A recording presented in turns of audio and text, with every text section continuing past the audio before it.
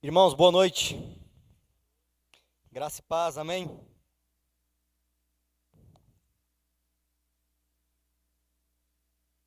Nós sempre temos o privilégio de, como igreja reunida, adorar ao Senhor, orarmos a Deus. São privilégios, privilégios que são conquistados não por nós, mas por Ele. Ele conquistou para nós esses privilégios, não é? Só que eles são privilégios de pessoas que vivem uma nova vida.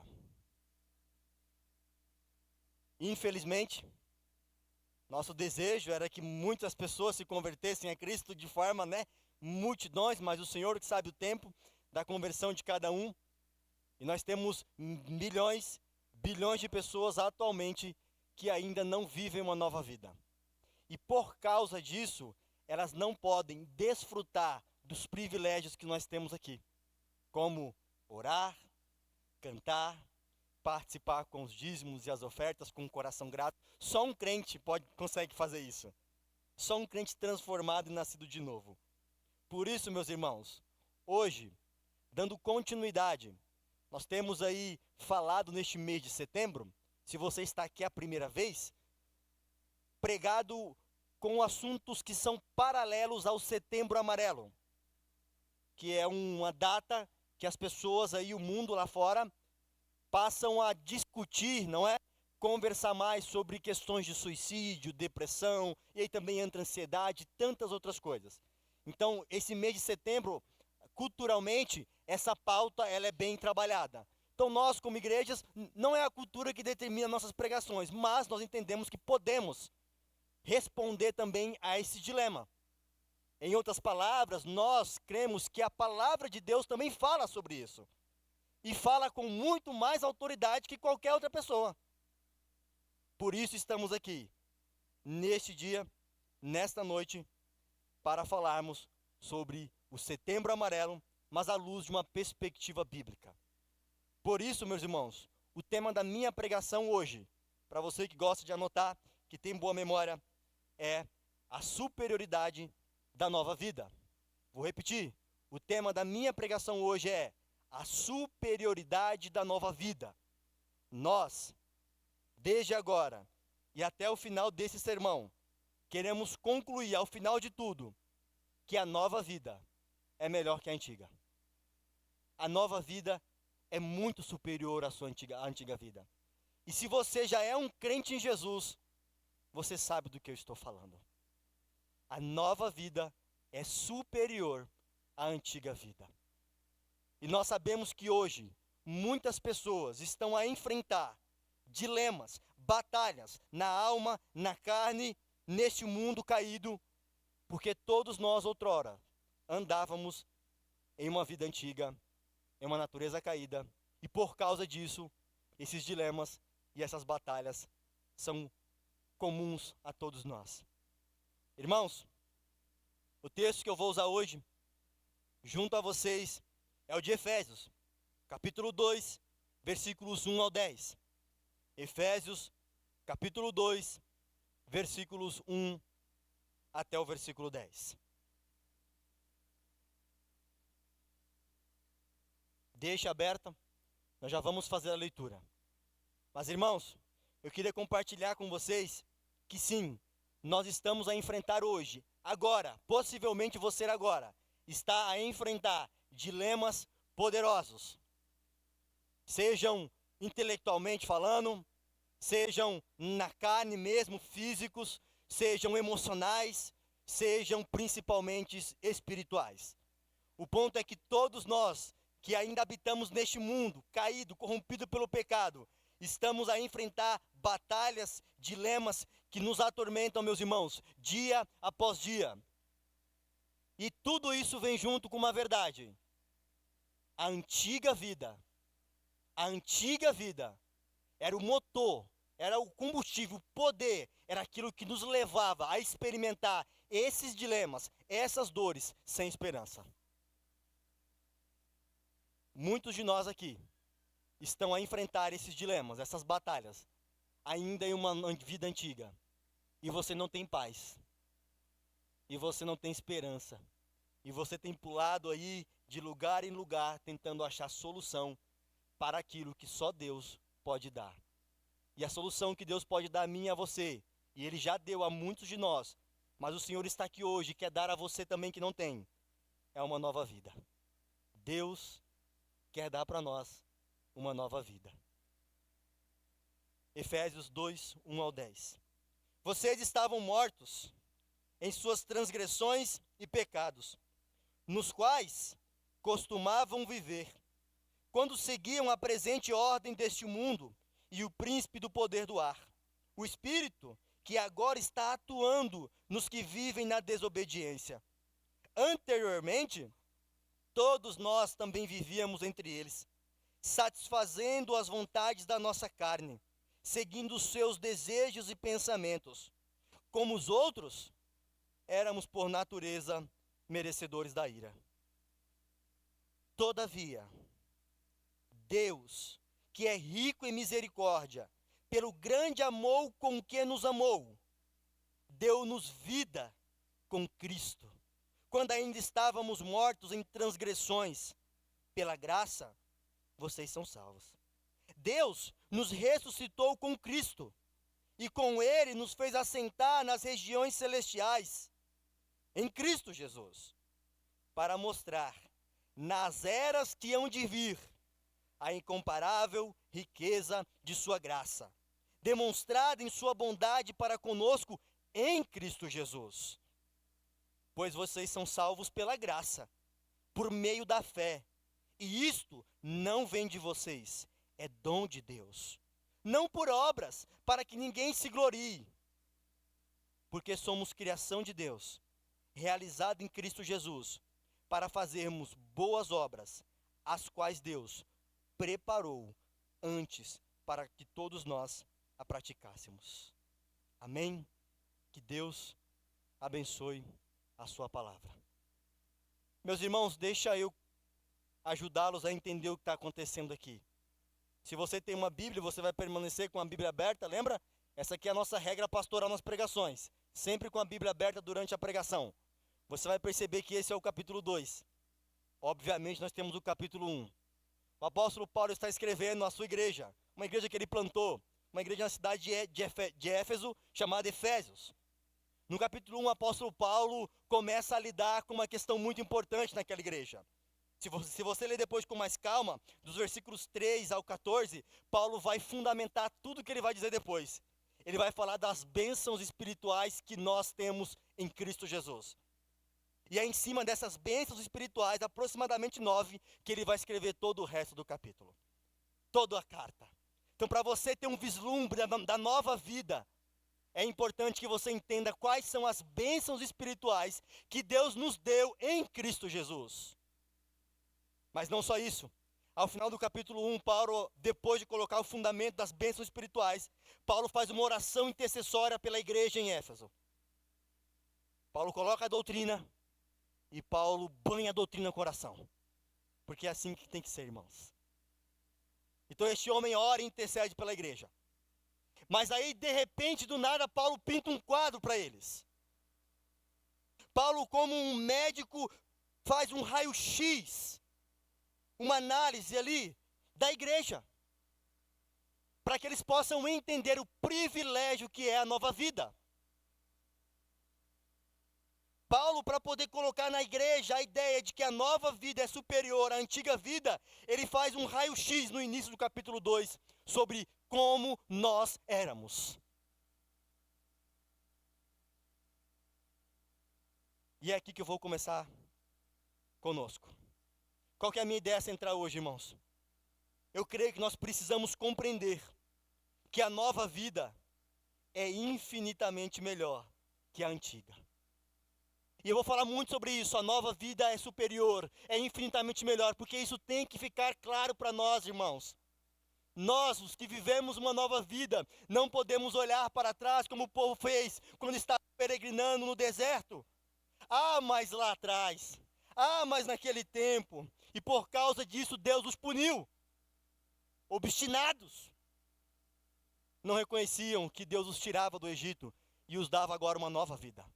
E é assim a Bíblia o tempo inteiro. A mesma situação. Deus dá uma nova vida para o povo e o povo se rebela contra o Senhor. Então Deus pune o povo.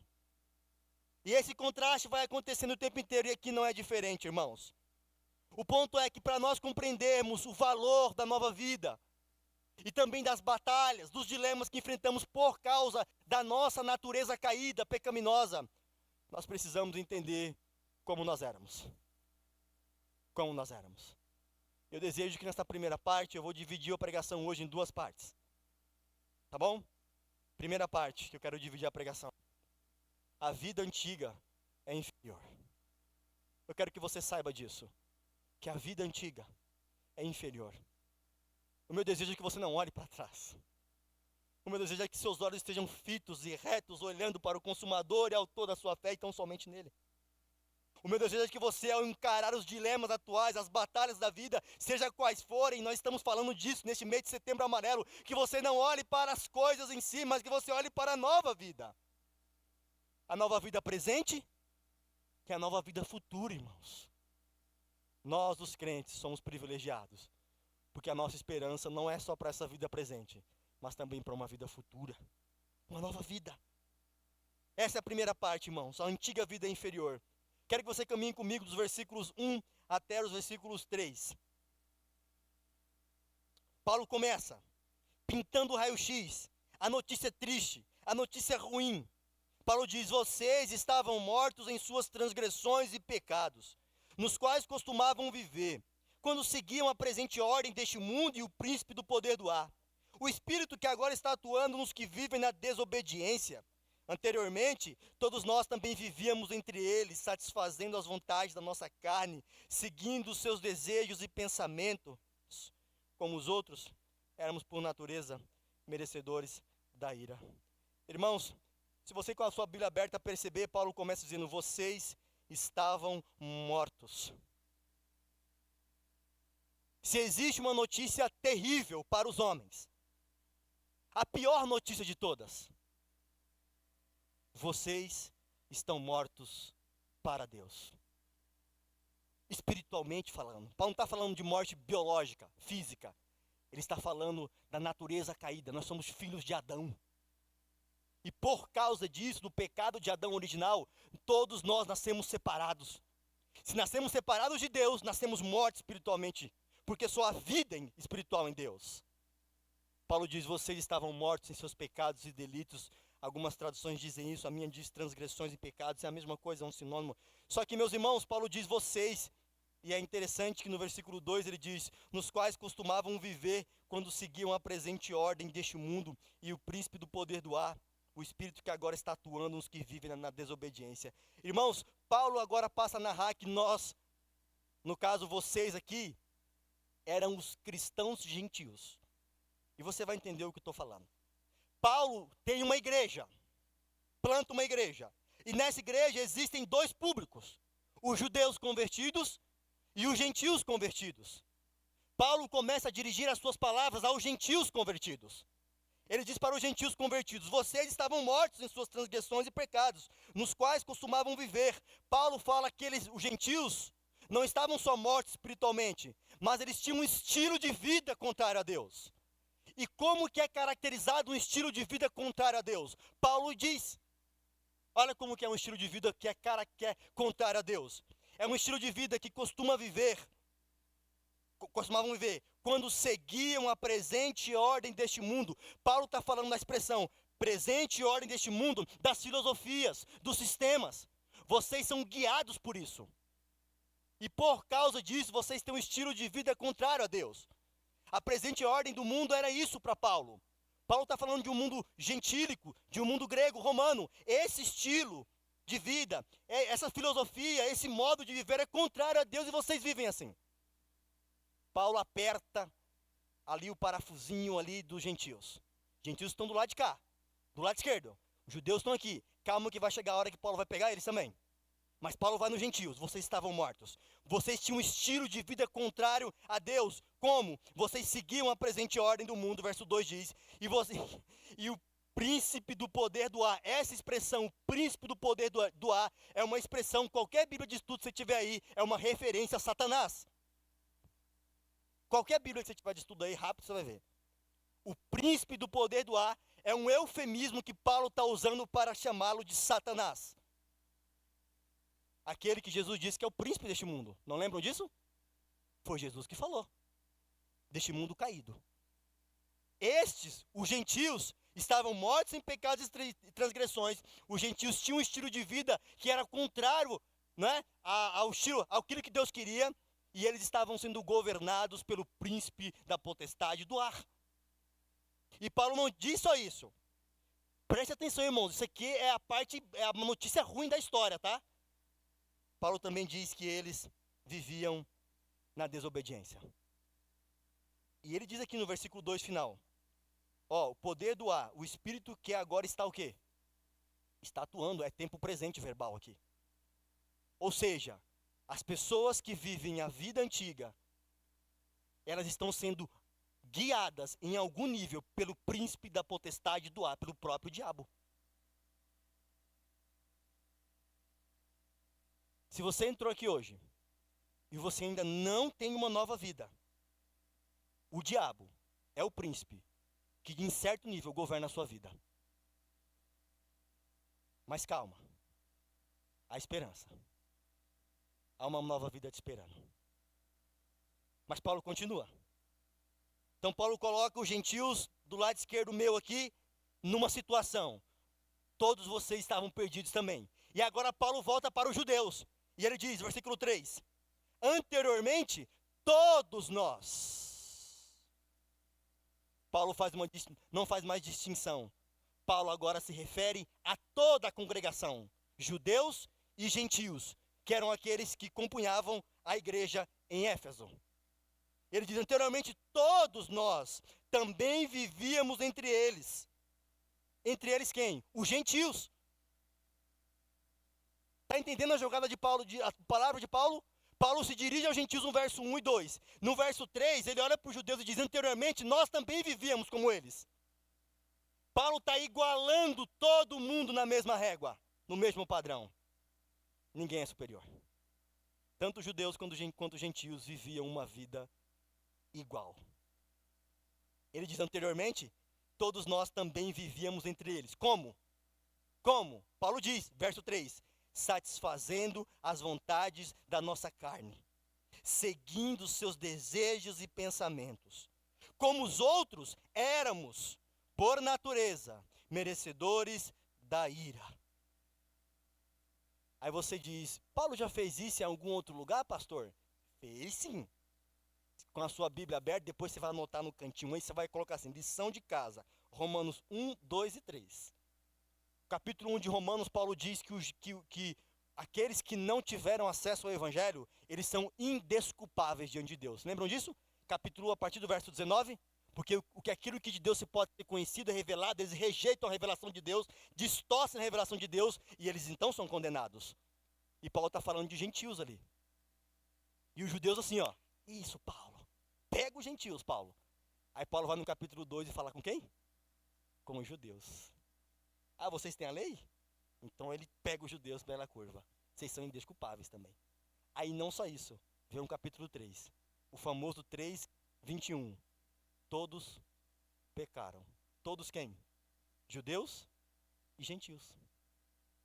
É o mesmo autor, usando a mesma estrutura argumentativa, colocando judeus e gentios no mesmo nível.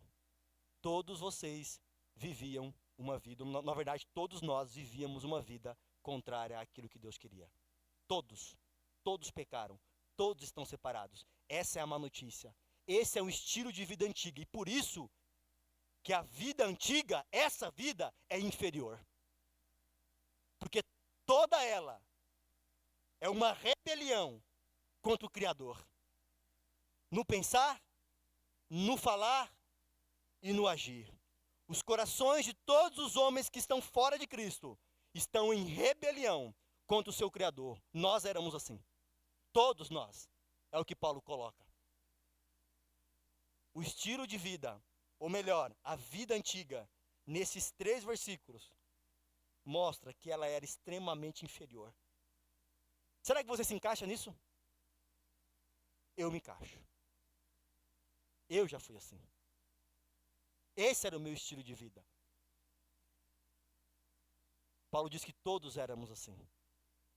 Esse é um estilo de vida, essa é uma vida inferior. Essa é uma vida miserável. Essa é uma vida sem esperança. Essa é uma vida sem segurança.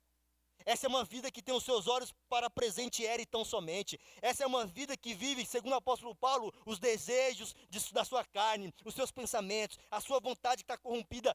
Essa é a vida que é uma vida inferior, irmãos.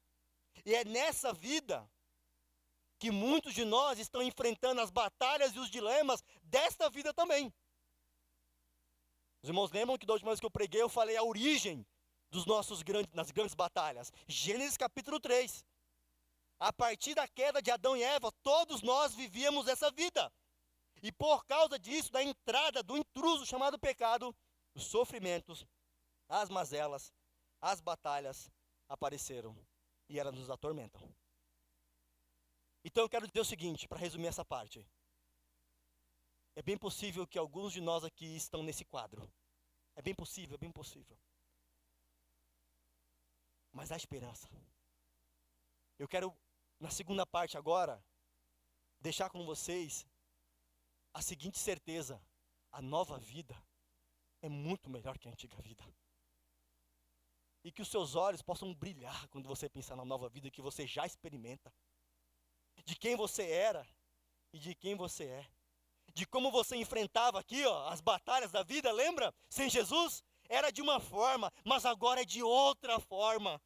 É muito melhor, é muito superior. Eu gostaria que nós saíssemos daqui com essa certeza. A nova vida, a vida que Cristo nos deu, e nós vamos ver agora, é muito melhor que a antiga vida. Mesmo com os mesmos problemas. Nós passamos pelos mesmos problemas que outrora enfrentávamos na antiga vida, não é verdade? Pode olhar. Os crentes, quando se convertem, não entram numa bolinha. Sabe aquele filme que o menino fica dentro da bolha? Não, senhor. Nós ainda estamos neste mundo caído, corrompido. E enquanto estivermos aqui, nós iremos enfrentar de igual modo as pessoas lá fora, sem Jesus, os mesmos problemas e as mesmas batalhas. A grande diferença é o nosso ponto de partida. O ponto de partida deles, e talvez o seu, de quem não está em Cristo, é você mesmo. Os seus recursos, a sua intelectualidade, é qualquer outro ídolo. Mas nós, os que estamos em Cristo, aqueles que desfrutam da nova vida, o nosso ponto de partida é o próprio Senhor. Irmãos, isso muda tudo. Isso muda o jogo. Isso vira o jogo. Isso nos dá esperança. Isso nos dá segurança. Vamos agora para a parte 2 da palavra, irmãos. A antiga vida é inferior. O seu estilo de vida é contrário a Deus, está claro. E não é de um grupo específico, especial. Não, de todos. Ficou claro para nós isso? É inferior, e Paulo diz o porquê ela é inferior. Mas Paulo nos dá agora uma perspectiva nova. E uma perspectiva melhor sobre uma nova vida. E é a partir dela que eu quero ir para a parte 2 do nosso sermão. A nova vida é superior. A nova vida é infinitamente melhor que a antiga vida. Que o meu coração, que o seu coração, que a nossa mente, que todo o nosso ser possa abraçar essa verdade, irmãos. A nova vida que nós já temos em Cristo é muito melhor que a vida antiga. Mas muito, muito. Vamos ao versículo 4. Todavia, entretanto, Paulo agora diz, vejam, eu avisei, eu falei disso, mas calma. Todavia, mesmo nós todos assim, todavia, ele continua. Todavia, o sujeito da frase é Deus. Isso é maravilhoso. Todavia, Deus, que é rico em misericórdia, pelo grande amor com quem nos amou. Verso 4, meus irmãos, ensina o seguinte. Eu vou dividir em 3 pontos essa parte final: nosso passado, nosso presente e nosso futuro. Para entendermos juntos que a nova vida é muito superior à antiga vida. O nosso passado foi resolvido. Eu quero que você grave isso. A nova vida é melhor que a antiga vida porque o nosso passado foi resolvido. Vamos junto. O verso 4 diz: Deus, que é rico em misericórdia, para que o nosso passado está resolvido por causa da abundante misericórdia divina. Grave isso. Deus superabundou graça, misericórdia suficiente sobre mim e sobre você. Essa é uma qualidade divina que tem que marcar a nós, irmãos. Deus é abundante em sua misericórdia. Mesmo nós, dentro daquele grupo, estávamos todos ali. Paulo diz: Deus que é rico em misericórdia. Abundante misericórdia. Verso 4, parte B, Paulo diz que ele não só é rico em misericórdia, pelo grande amor. Paulo qualifica o amor divino, não é um amor qualquer, ele qualifica, ele diz grande amor. É o amor de João 3,16 que João diz: porque Deus amou o mundo de tal maneira que entregou o seu único filho, para que todo aquele que nele crê não pereça, mas tenha a vida eterna. João diz em algumas versões mais antigas, porque Deus amou o mundo de tal maneira. O grande apóstolo João não conseguiu qualificar o amor divino.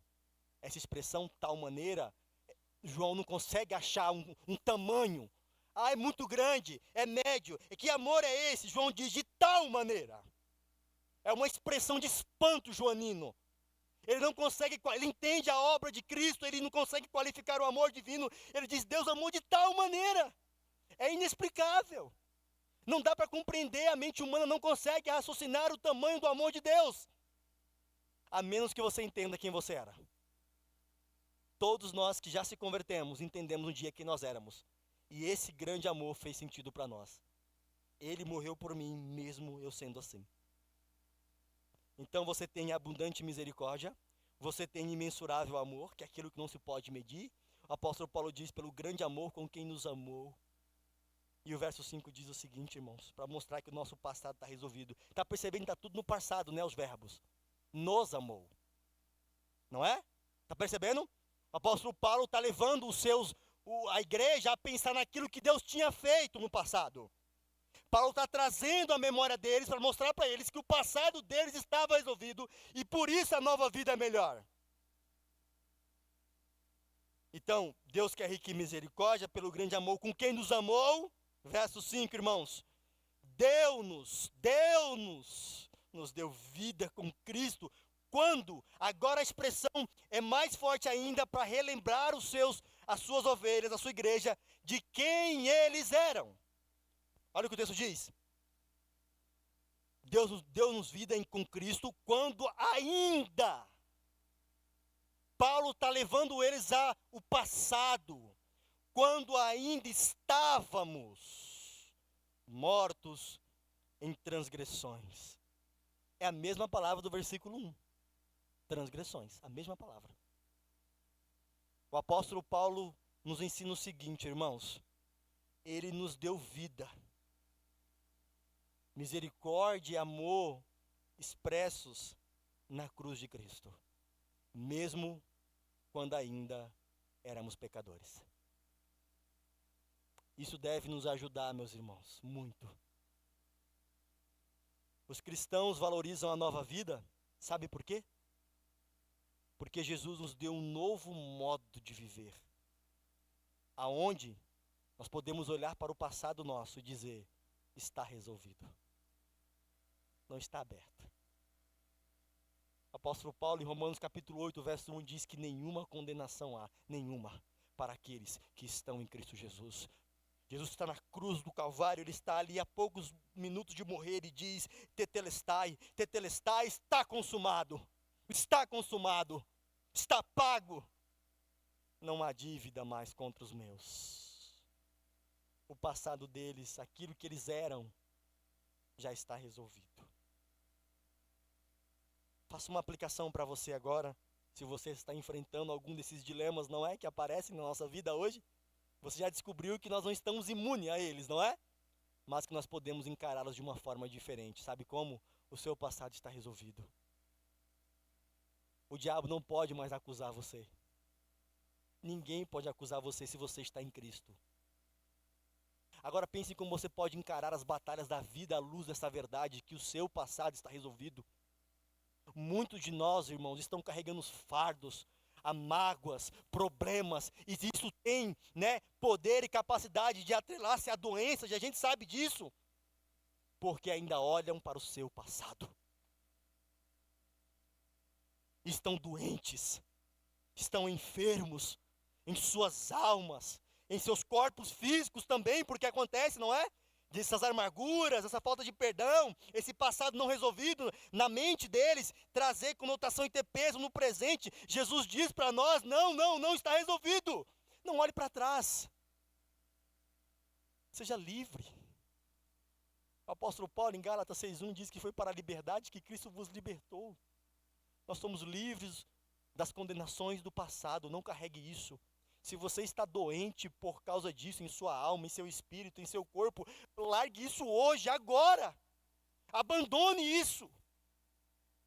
Porque Jesus já resolveu. Está resolvido.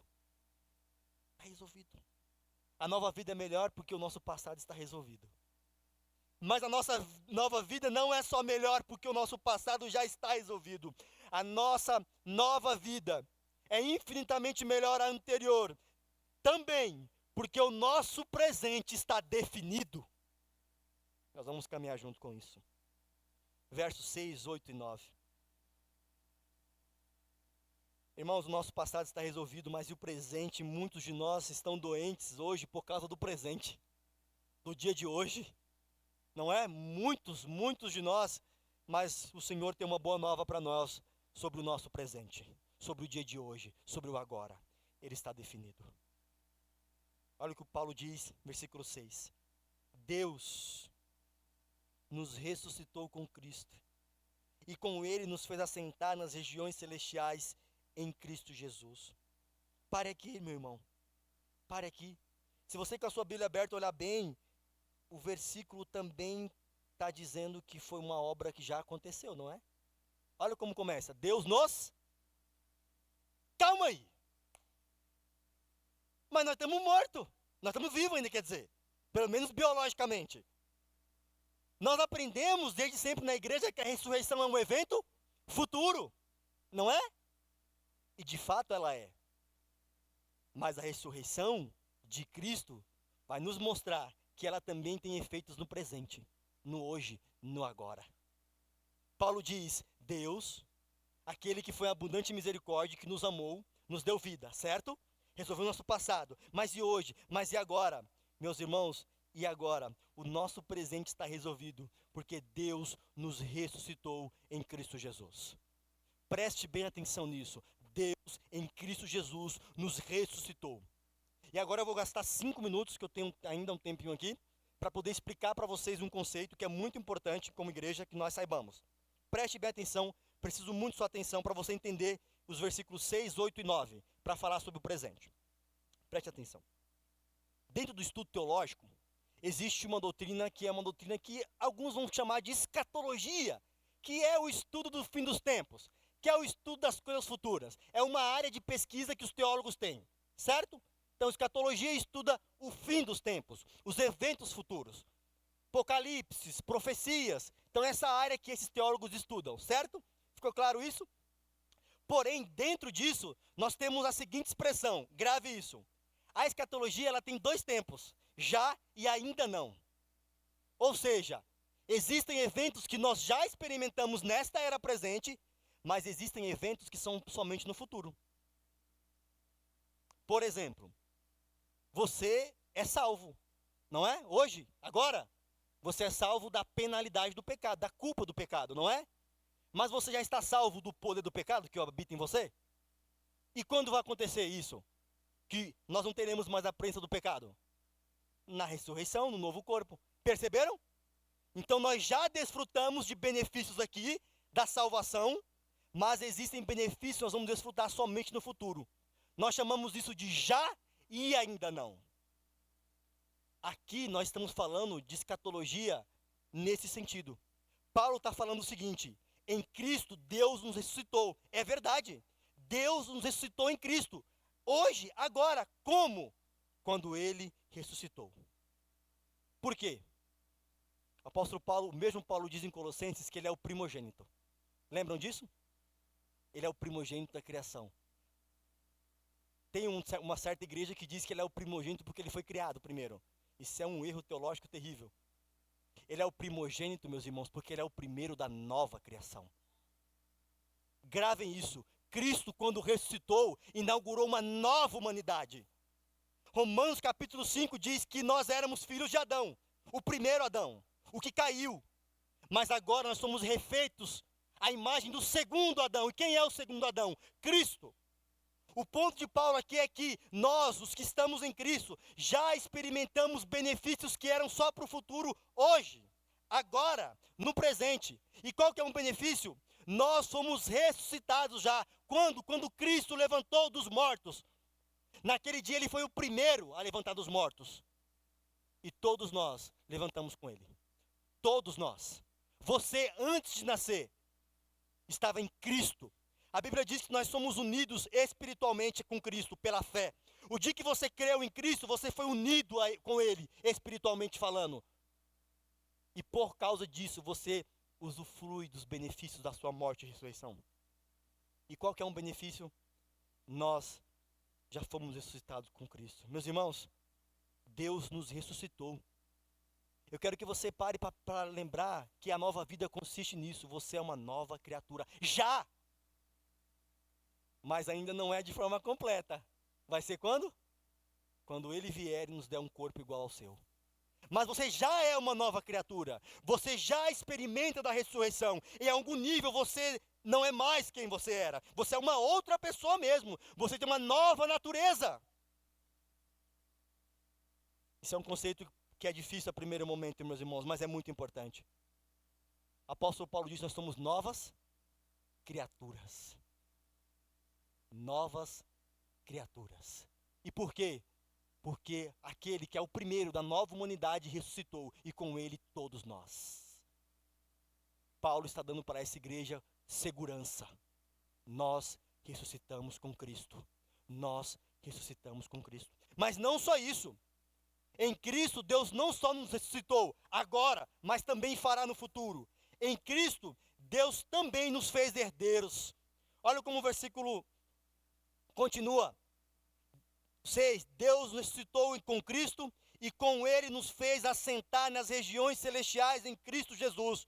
Hoje, se você está em Cristo, você já assenta nas regiões celestiais com o Senhor. Você já é aquilo que Paulo chama em Romanos, capítulo 8, versículo 17. Se somos filhos, então somos herdeiros. Herdeiros de Deus e co-herdeiros com Cristo.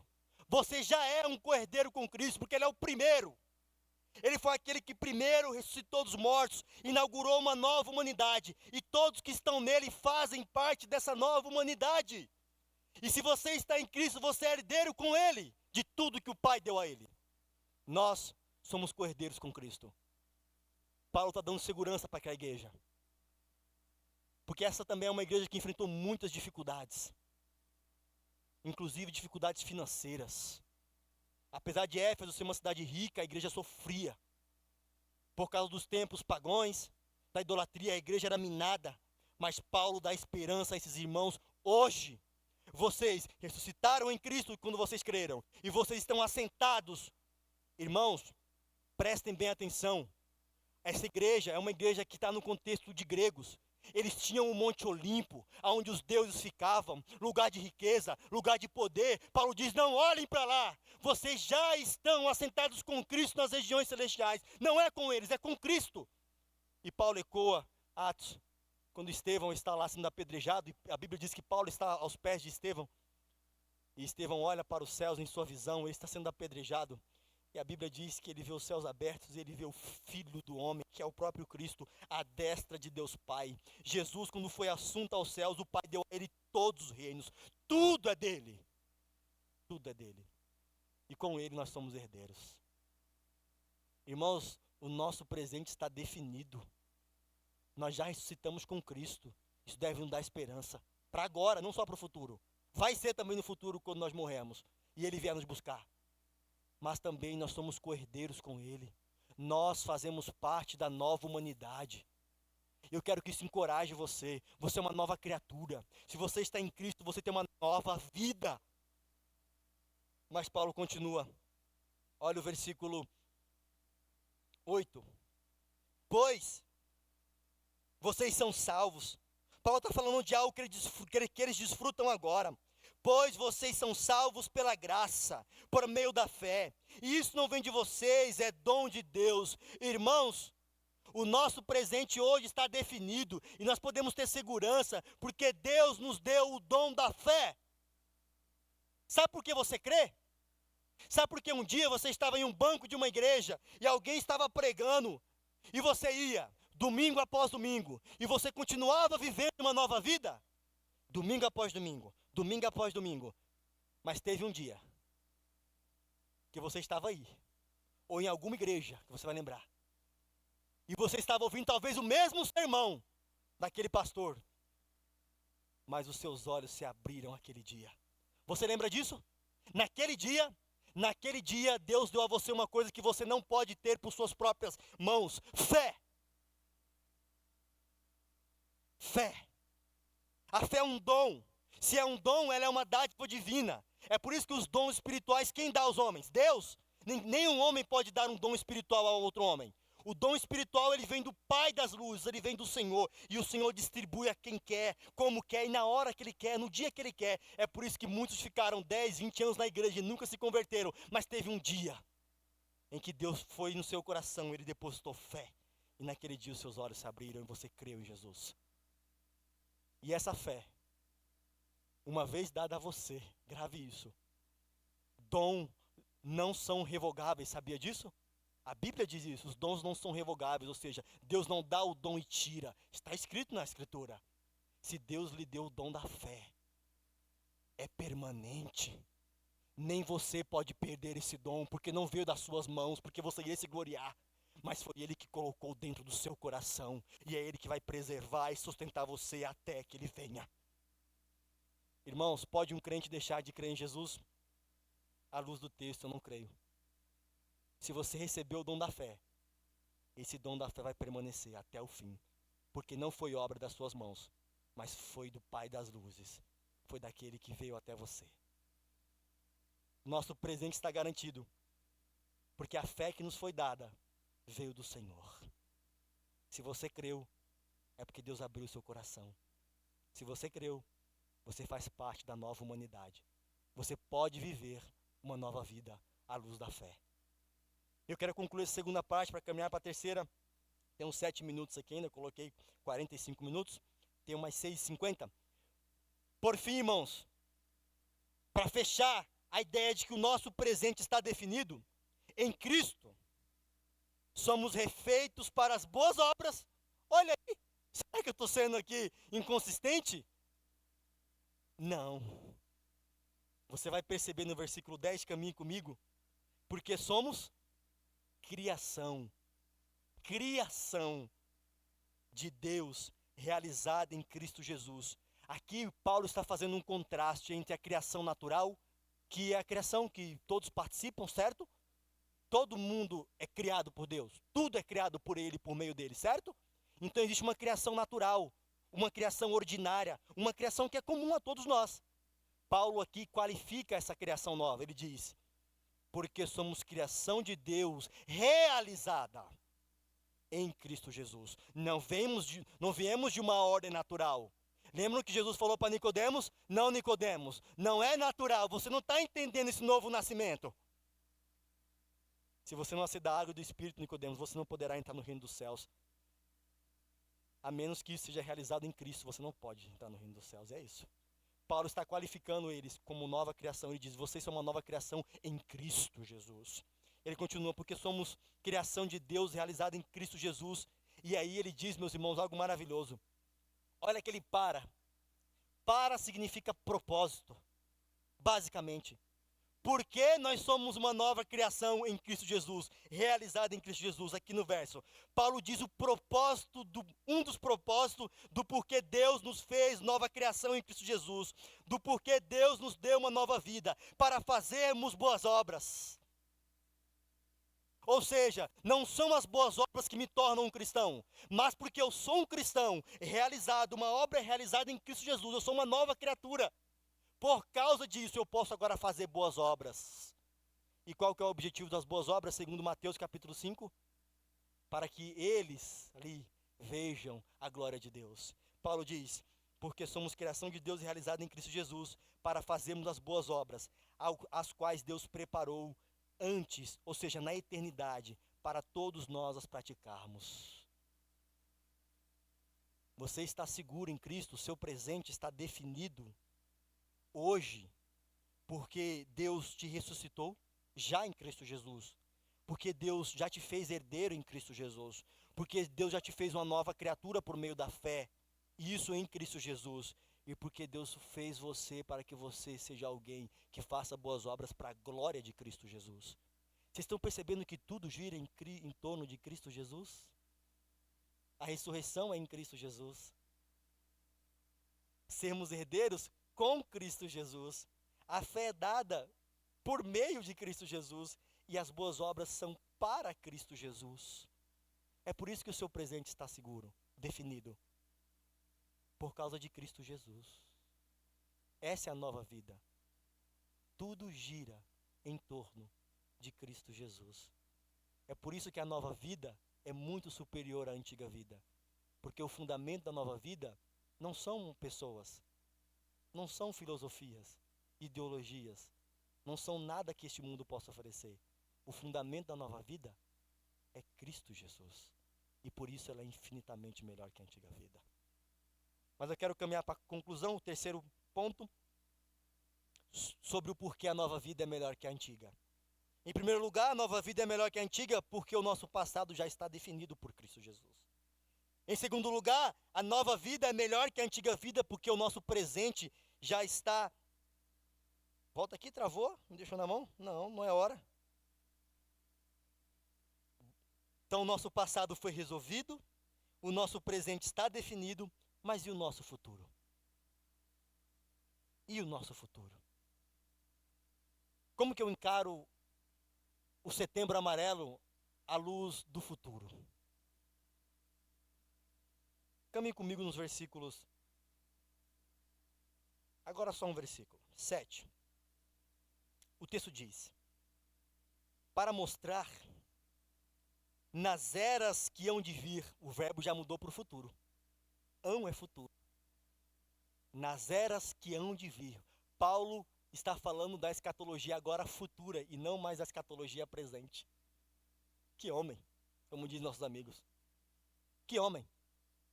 Está percebendo o jogo de Paulo com as doutrinas, com as verdades de Deus? Ele aplica para o presente, mas ele diz, não, calma, calma, não é só para o presente. Olhe para o futuro. A nova vida é melhor por causa também do nosso futuro. E o nosso futuro, meus irmãos, segundo o apóstolo Paulo, está garantido. Ele diz, para mostrar nas eras que hão de vir, o quê? O que vai acontecer naquele dia, quando Cristo vier em glória? O que vai acontecer? O que Deus vai revelar naquele dia? Paulo diz o que ele vai revelar sobre o futuro. Ele vai revelar a sua incomparável riqueza da sua graça. E como ele vai fazer isso? Paulo diz, a incomparável riqueza da sua graça, demonstrada em sua bondade para conosco, em Cristo Jesus. O nosso futuro está garantido por causa da bondade de Deus. Por causa da bondade divina. Irmãos, quando Jesus vai à cruz, e ele encara a cruz, ele vence a cruz, e o diabo não pôde pará-lo, não é? Os nossos pecados não puderam pará-lo. Os romanos não puderam pará-lo. O sistema da época não pôde pará-lo. Ninguém pôde pará-lo. E por quê? Porque Deus um dia em Cristo Jesus, vai demonstrar a incomparável riqueza da sua graça. E como que ele vai fazer isso? Quando ele entregar você a Cristo, a nova criatura agora completa. Não mais uma criatura que ainda é uma nova criatura que tem enfrentado os dilemas dessa vida. Olha que o alarme coloquei. Mas uma nova criatura agora plena. O apóstolo Paulo em Filipenses capítulo 3 diz que nós somos cidadãos dos céus, no qual aguardamos ansiosamente a vinda do Senhor. E Paulo diz, ao qual ele nos dará um corpo semelhante ao dele. O seu corpo futuro, a sua nova vida agora plena e completa, demonstrará a incomparável riqueza da graça de Deus. E Deus não vai falhar. Deus não pode falhar. Ele não é filho do homem para que minta, nem que para se arrependa. Os planos de Deus se cumprem. Se cumpriram, se cumprem, se cumprirão. Irmãos, olhem para o futuro com esperança. Olhem para o futuro na certeza de que ele está garantido. Escutem bem, o futuro não está em aberto para Deus. Davi diz que ele escreveu todos os dias da minha vida em seu livro. Todos os dias de sua vida estão escritos na mão de Deus. Ele não só sabe o futuro, ele escreveu a sua história. Por isso você deve descansar nesse Deus que é bom, que é cheio de graça, que te salva pela graça.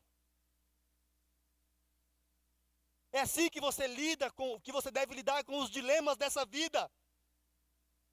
Jesus diz lá em Mateus 6, vocês estão ansiosos demais pensando no futuro. Olha para os pássaros, olha para eu ia falar matinhos, ó. Para os lírios. Eles não trabalham, não tecem, e o Pai dos céus cuida delas. Quanto mais de vocês, que são, segundo Paulo aqui, novas criaturas, realizadas em Cristo Jesus, para revelar a incomparável riqueza da sua graça. Irmãos, o nosso passado, presente e futuro, todos eles estão nas mãos de Deus. E se você não conseguir descansar nessa verdade, de que a nova vida é fundamentada em Cristo, para Cristo, você vai sofrer muito. Mas o chamado de Paulo para essa igreja é para que eles olhem para a nova vida e não para a antiga vida. Nós vamos orar, mas eu desejo a você que seja qual for o seu embate hoje, o seu dilema, seja qual for, que você não olhe para ele à luz da sua antiga vida, mas que você olhe para ele hoje, agora, à luz da sua nova vida. E a nova vida é infinitamente melhor do que a antiga vida. Nós somos novas criaturas, realizadas em Cristo Jesus. Nós vamos orar. E eu disse lá no começo que talvez você está aqui hoje e você ainda está vivendo um estilo de vida da antiga vida, que é contrário a Deus. Mas a Bíblia disse, lá onde nós lemos, que Deus pode dar a você hoje o dom da fé. E por meio do dom da fé você pode crer e confiar em Jesus unicamente suficiente para a sua vida eterna. Então eu quero convocar a você, eu quero apelar a você. Onde você estiver, se você ainda não tem Cristo como Senhor e Salvador de sua vida, se você ainda não tem essa fé que Paulo está falando aqui, peça a Deus agora. Peça a Deus, porque o fato de você pedir a Deus essa fé significa que Ele já está trabalhando no seu coração. Porque não pode vir de você isso. É Ele germinando ali a semente. Faça isso no seu lugar. Ore ao Senhor e diga: Senhor, eu quero esse dom da fé. Eu quero crer, eu quero uma nova vida. Eu não quero mais viver um estilo de vida contrário ao Senhor. Mas eu quero experimentar os benefícios que é ter uma nova vida em Cristo Jesus. E a você, meu irmão, que já é um crente em Jesus, mas que tem enfrentado tantas batalhas. Talvez o Setembro Amarelo para você esteja fazendo muito sentido pelas batalhas que você tem enfrentado. Nós não sabemos de todas, como foi dito na oração. Você sabe das suas batalhas. E talvez seja muito grande para você, como não é para mim. Não é verdade? Talvez para você seja muito grande. Não importa. Se você é uma nova criatura, encare essas batalhas à luz da nova vida. Em Cristo. Você tem Cristo. Pastor Paul Walsh dizia: se eu tenho a Cristo, eu tenho tudo. Vamos orar. Fique de pé.